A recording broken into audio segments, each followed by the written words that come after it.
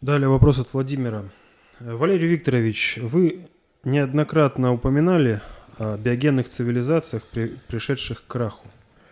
Теперь у нас техногенная, идущая туда же. Однако создалось впечатление, что биогенная легче для биосферы Земли, а техногенная ведет к гибели намного быстрее. Но Не совсем так. Ну ладно. ведь именно техногенная позволила людям получить знания, и это хорошо. В биогенной же шансы подобного стремились к нулю. Почему ГП пошел по этому пути? Или не ГП, а у него просто не было выбора? Абсолютно не ГП. Дело в том, что биогенная цивилизация, она потому биогенная, что она живет в гармонии с экосистемой планеты Земля и всей Вселенной. И прекращение существования предыдущих биогенных цивилизаций связано с тем, что существование этих цивилизаций пресекалось свыше в связи с тем, что в биогенных цивилизациях не было возможности человеку стать человеком, освоить его генетический потенциал. Элитарное общество, существовавшее в биогенной цивилизации, невозможно было разрушить, как кроме с наивысшего иерархического управления, то есть Богом. И поэтому вот эти варианты пресекались. Что дает техногенная цивилизация? Техногенная цивилизация дает растекание знания в обществе в целом. Соответственно, этому растеканию знания общества в целом рушится толпоэлитарная система управления и толпоэлитарная организация общества.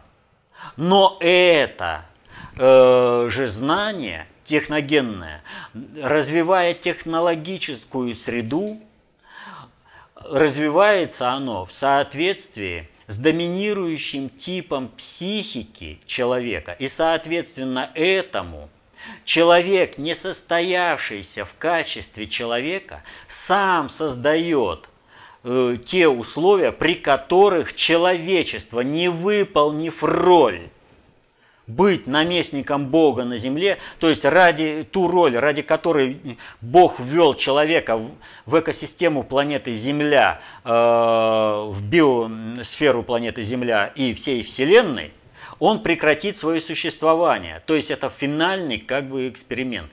Бог, попробовав разные варианты предоставления человеку возможности стать человеком, поставил человека в условия, когда сам человек выберет, существовать ему дальше или не существовать. То есть сейчас весь мир стоит на грани глобальной экологической, экономической и военно-политической катастрофы. Крах нашей цивилизации, он, его потрогать можно. И уйти от этого краха можно только лишь изменив социальные отношения в обществе.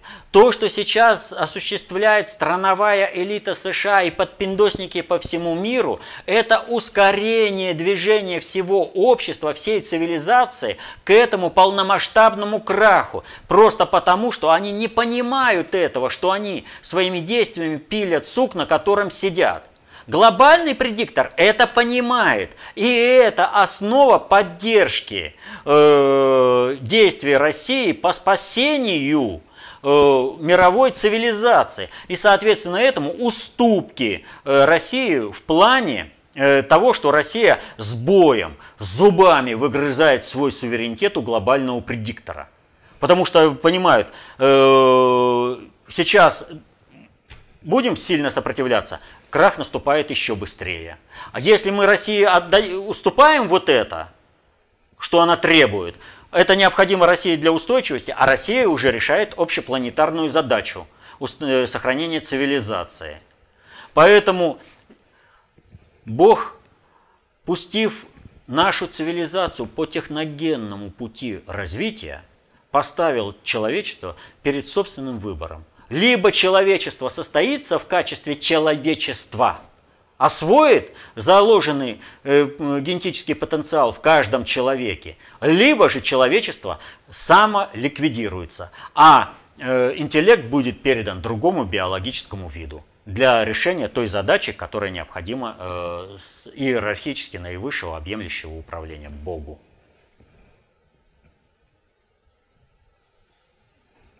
А задачей ГП как раз является противостояние не Богу, состояться человеку в качестве человека, не дать состояться. Максимально затормозить возможность освоения человеком его генетически обусловленного потенциала.